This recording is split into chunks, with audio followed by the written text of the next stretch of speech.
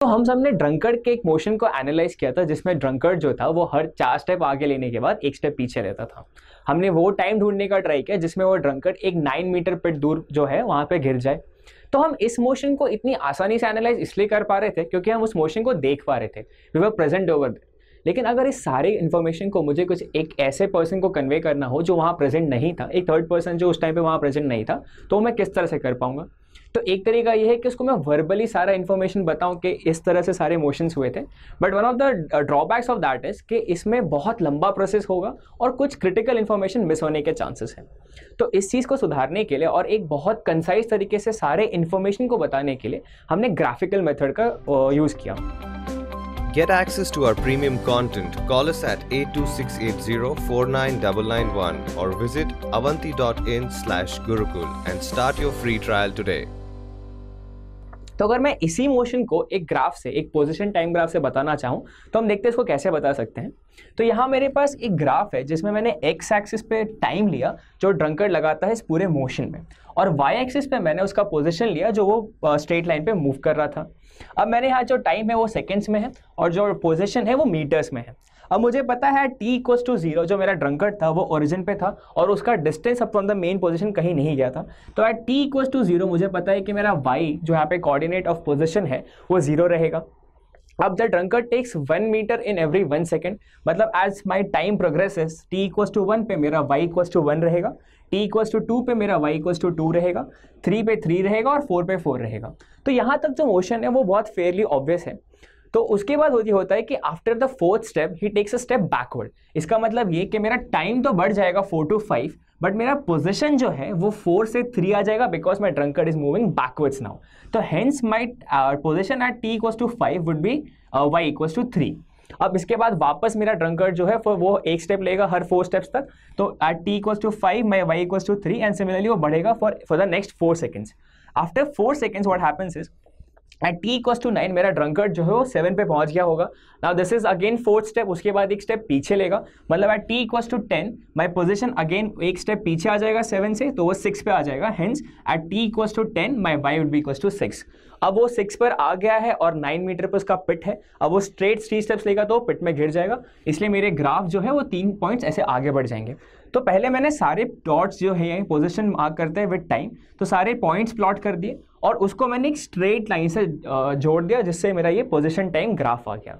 इस ग्राफ की खासियत ये है कि हमने वहाँ पे हर एक स्टेप को एनालाइज करके ट्राई किया था कि वो टाइम मिले। अगर मुझे यहाँ पे वो टाइम निकालना है जब वो ड्रंकर्ड पिट में गिर जाता है, तो मैं स्ट्रेट फॉरवर्ड ये करूँगा कि मैं यहाँ देखूंगा कि वो जो डिस्प्लेसमेंट था, जो पोजीशन था ड्रंकर्ड का, that was 9 meters away from the main point. तो 9 मीटर के करस्पॉन्डिंग में यहाँ पे एक स्ट्रेट लाइन लूंगा और उसके करस्पॉन्डिंग जो टाइम आएगा मेरा एक्स एक्सिस पे, that would be the time जब वो ड्रंकर्ड पेट में गिर जाता है, जो कि 13 सेकेंड्स हम पहले देख चुके थे। तो आप देख सकते हैं कि ग्राफ को यूज करते हुए हम सारे इन्फॉर्मेशन को कितना सिंपली हम कन्वे कर सकते हैं।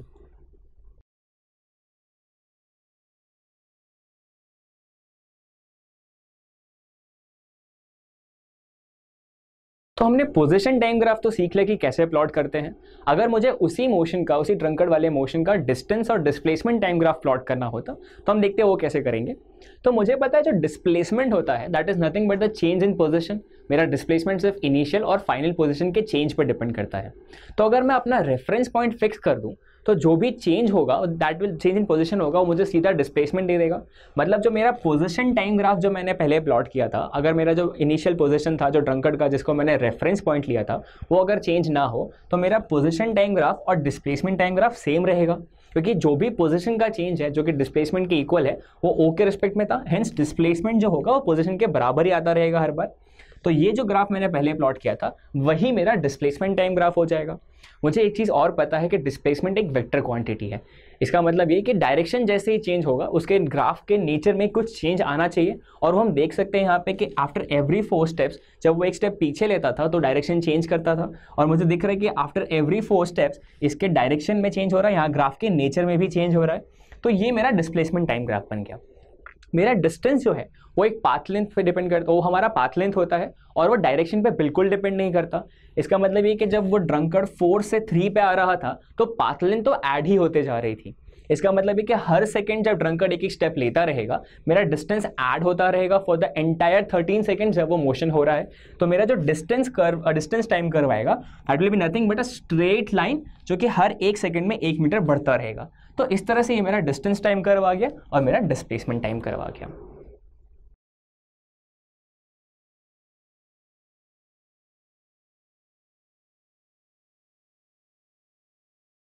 तो अब हम ट्राई करते हैं कि अपने ड्रंकर्ड के मोशन का स्पीड टाइम ग्राफ और वेलोसिटी टाइम ग्राफ प्लॉट करने का।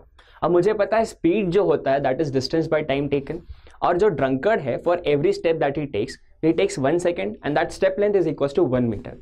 और मुझे पता है जो स्पीड है that will be constant regardless of the direction of the motion of the drunkard, मतलब चाहे वो ड्रंकर्ड आगे जाए वो पीछे जाए उसकी स्पीड हमेशा कांस्टेंट रहेगी। तो स्पीड मेरा यहाँ पर है 1 मीटर पर सेकेंड। तो मैं अगर स्पीड टाइम ग्राफ प्लॉट करने का ट्राई करूं तो मेरी जो स्पीड टाइम ग्राफ का मैग्नीट्यूड होगा स्पीड का that will be equal to 1 meter per second and it will be constant throughout the entire 13 seconds of the motion of the drunkard. तो वो एक स्ट्रेट लाइन होगी जो 13 seconds तक constant रहेगी। तो ये मेरा स्पीड टाइम ग्राफ हो गया। अब वेलोसिटी टाइम ग्राफ में ट्विस्ट ये आता है कि velocity is a vector quantity. इसका मतलब ये कि जब ड्रंकर्ड अपना डायरेक्शन चेंज करेगा तो वेलोसिटी की वैल्यू भी चेंज हो जाएगी। तो मैं देखता हूँ कि जब ड्रंकर्ड 0 पे था और 0 से 4 मीटर्स तक आता है तो उसकी स्पीड कांस्टेंट रहती है और वेलोसिटी भी कांस्टेंट रहती है क्योंकि डायरेक्शन में कोई चेंज नहीं है। तो for t equals to 0 to t equals to 4 seconds drunkard जो है वो एक कांस्टेंट वेलोसिटी से ट्रैवल करेगा जिसको 1 मीटर पर सेकेंड कहते हैं। इसमें ध्यान देने वाली बात यह है क्योंकि वेलोसिटी एक डायरेक्शन के साथ रिलेटेड रहता है तो मैंने इस डायरेक्शन को पॉजिटिव ले लिया है। अब जैसे ही ड्रंकर्ड ने 4 स्टेप आगे लिए वो 1 स्टेप पीछे लेगा और उसमें इसका स्टेप पीछे लेने से मतलब उसका डायरेक्शन चेंज हो जाएगा। तो since the direction has change तो उसकी वेलोसिटी की जो मैग्नीट्यूड है वो तो सेम रहेगी, लेकिन क्योंकि मैंने इस डायरेक्शन को पॉजिटिव लिया तो ये वाला डायरेक्शन ऑटोमेटिकली नेगेटिव हो जाएगा और उसकी वेलोसिटी -1 हो जाएगी।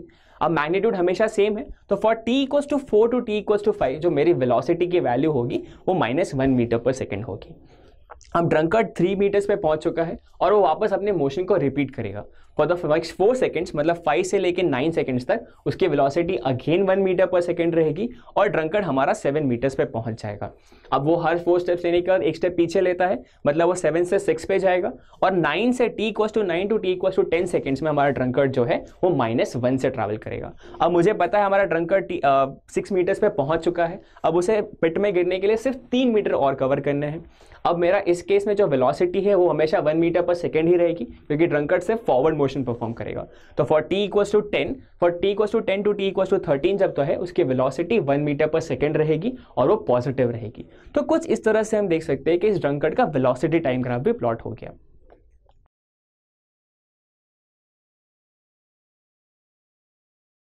Subscribe and stay tuned for more science and math videos. And if you missed any previous video of this chapter, click here to watch the complete playlist. क्योंकि the height gives you the value of sine.